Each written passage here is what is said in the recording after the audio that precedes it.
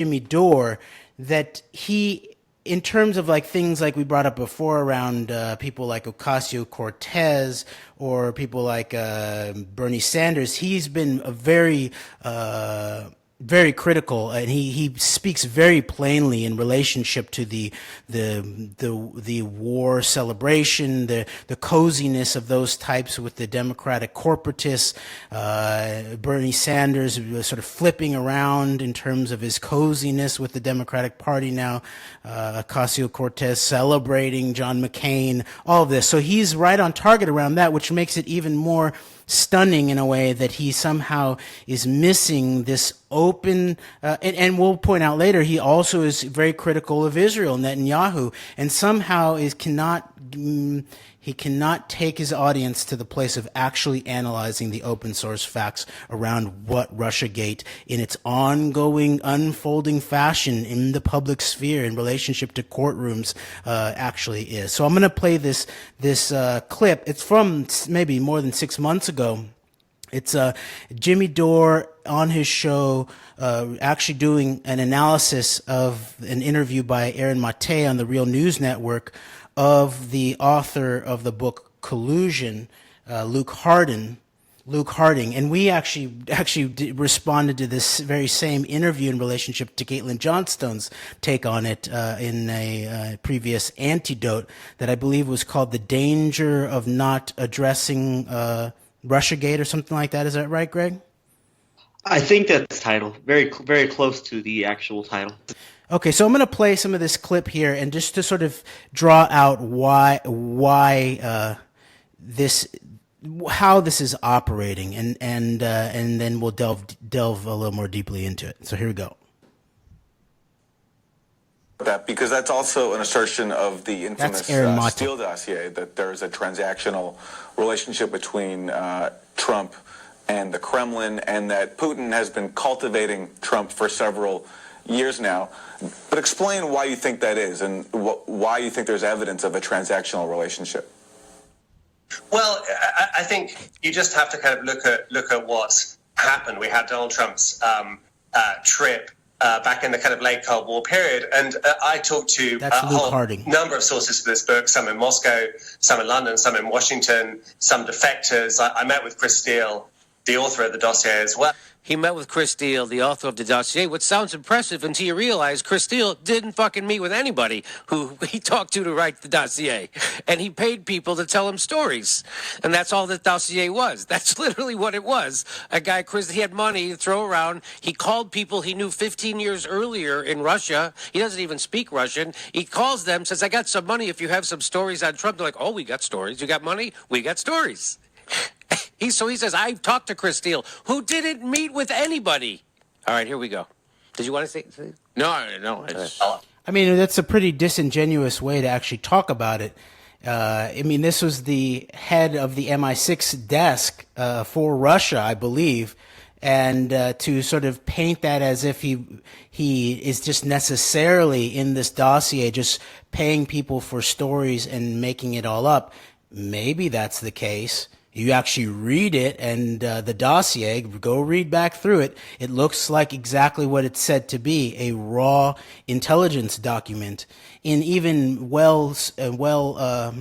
developed intelligence documents, if someone's batting above 70%, 80%, something like that, that's considered very, very good intelligence. This is a raw intelligence document that looks like it's heading towards that realm of, 3/4 of it is very likely correct. And there certain key pieces that are wrong, possibly.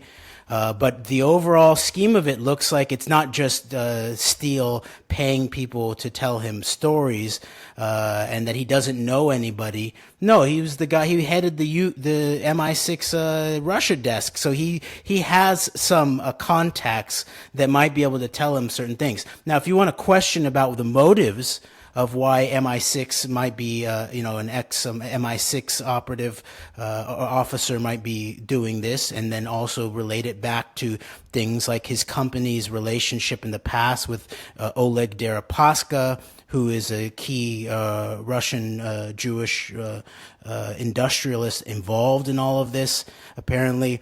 Or if you want to connect it to Paul Singer and the Republican origins of paying for the dossier, or then how it then connected to the Clinton, the campaign, and then they took over the dossier payments, then that's another thing. But then to just sort of dismiss it out of hand as this is a guy who doesn't speak Russian and doesn't have any he didn't actually talk to anybody, I don't know about that. I think people should go actually read the Jane Mayer article that did a deeper dive into Steele's background. And I think what you have to understand is the fact that the sort of Soviet state and its Russian successor is very keen on kind of cultivating people, particularly Americans. And bringing Trump over for this kind of trip was pretty unusual. It was what's known in the intelligence trade as a kind of classic cultivation operation. And we know from leaked KGB memos, the kind of person they were looking for during this period was... First of all, how could it be unusual that they brought him over if it's a classic operation? So that's a contradiction, right? Am I out of my mind? He goes, so it was unusual that they brought him over to do this thing. That's classic what they do. What? You're not out of your mind, Jimmy. You're just being disingenuous because, yes, it's a classic intelligence operation.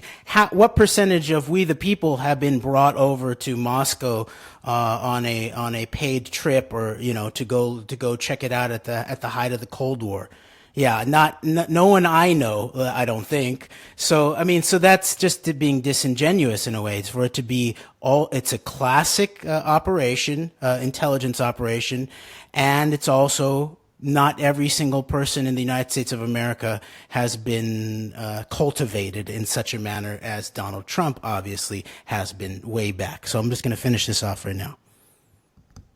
He just did that, right? Yeah, I did. Okay, yeah. All right. Someone who was vain, narcissistic, interested in money, perhaps unfaithful in their marriage. And basically, Donald Trump kind of ticks every single box. And when I was researching this, I tracked down the daughters of the Soviet ambassador at the time who went up to Trump Tower, flattered Trump and said, "You've built the most wonderful building in America." And so it goes on. And I think it's gone through phases. What? What's going on? What the fuck was that? There was some girls who went to Trump Tower to tell him he built a great building, and so collusion. What? Yes, and then there was that guy that he talked to that didn't actually talk to anybody. That didn't actually talk to anybody. Too. There's that guy. Okay, yeah. He says some girls who went to Trump Tower.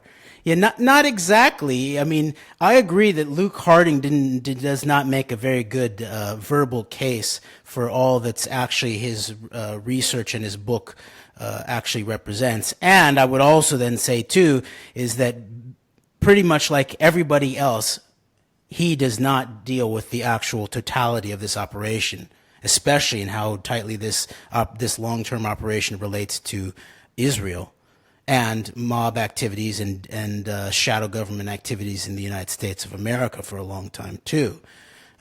But just to sort of fill out the way that someone who is actually trying to get to the bottom of this story might do, I'm actually going to read from Collusion, Luke Harding's book, where it actually describes what Jimmy Dore just dismissed as some girls complimenting Donald Trump. Okay, so I'm going to read from page 220.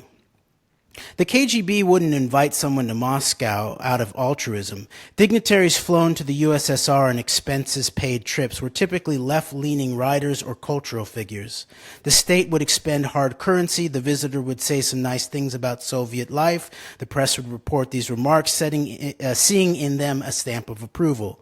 Despite Gorbachev's policy of engagement, he was still a Soviet leader. The KGB continued to view the West with deep suspicion. It carried on with efforts to subvert Western institutions and acquire secret sources, with NATO its number one strategic intelligence target.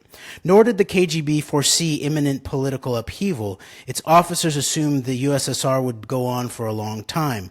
Meanwhile, the Soviet war in Afghanistan ground on.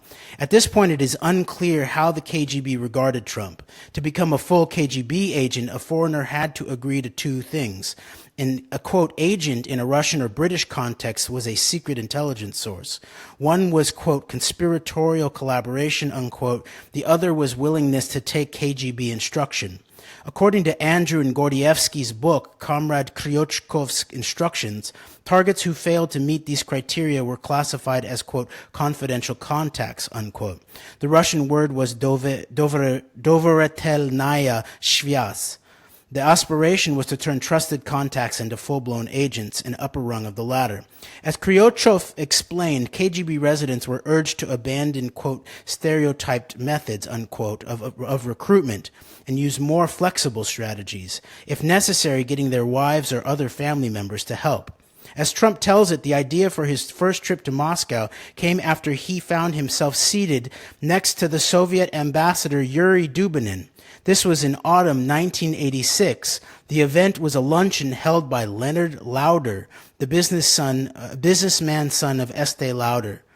Dubinin's daughter Natalia, quote, had read about Trump Tower I believe and knew Leonard all is about the it. brother of Ronald Lauder, the head of the World Jewish Congress, who's one of Trump's oldest and closest friends. So yes, and I think we covered some of this also in the when we covered the real Trump dossier and Trump is the swamp, that show. I think we covered this aspect of it. And so isn't that interesting? This is also a piece that had been covered earlier by Jimmy Dore about this trip to Moscow.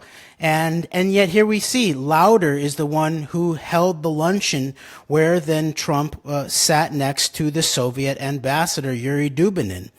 And so this is this then, of course, ties right back into the September 11th networks. This is very interesting material on the background of the specific networks who brought Trump into this fold, I would say.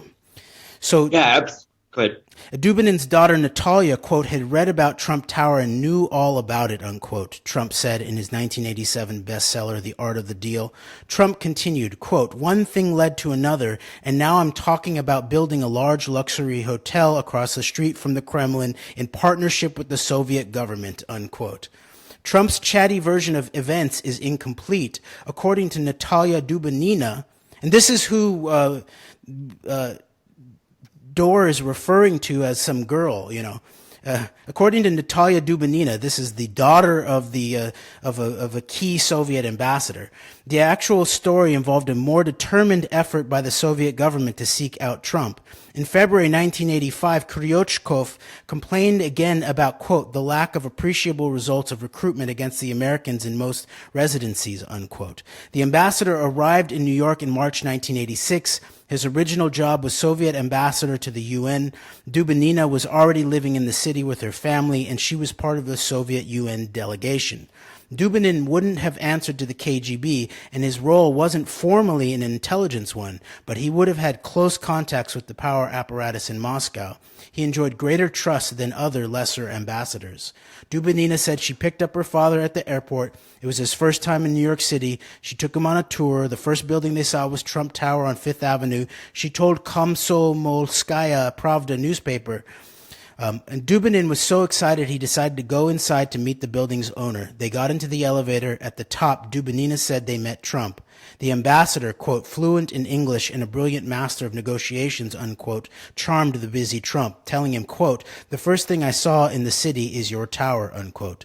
Dubinina said, quote, Trump melted at once. He is an emotional person, somewhat impulsive. He needs recognition. And of course, when he gets it, he likes it. My father's visit worked on him. Trump like honey to a bee, unquote. This encounter happened 6 months before the Estee Lauder lunch. In Dubinina's account, she admits her father was trying to hook Trump. The man from Moscow wasn't a wide-eyed rube, but a veteran diplomat who served in France and Spain and translated for Nikita Khrushchev when he met with Charles de Gaulle at the Élysée Palace in Paris. He had seen plenty of impressive buildings. Weeks after his first Trump meeting, Dubinin was named Soviet ambassador to Washington. And then last one here. Dubinina's own role is interesting. According to the Matrokhin archive, the Soviet mission to the UN was a haven for the KGB and GRU.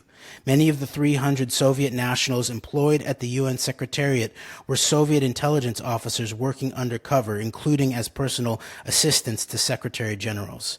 The Soviet UN delegation had greater success in finding agents and gaining political intelligence than the KGB's New York residency. So I just want to point out that there's part of the problem here is the way that the so-called Russiagate reality is being put forth, including by people like Dore, but this entire network that is in many ways a horseshoe. There's two sides of the horseshoe, I would say. There's one side of the horseshoe represents the connection between this aspects of what we call the alt-left, whether it's this sort of Real News Network crew or Caitlin Johnstone or Jimmy Dore or the Martins or Max Blumenthal. And then the other side then connects into the sort of pro-Trump part that sort of can see no Russiagate evil that includes InfoWars, the whole Breitbart scenario, alt-right, alt-light, all of that. And then on the other side of the horseshoe, let's say, would be these resistance people who can only see Russia and who will celebrate John McCain as a great statesman because he's against Trump, a great man, a great warrior of peace, just because he's against Trump. And somehow they will not connect the entire story here, which is very much about Israel also, and also about the U.S. And so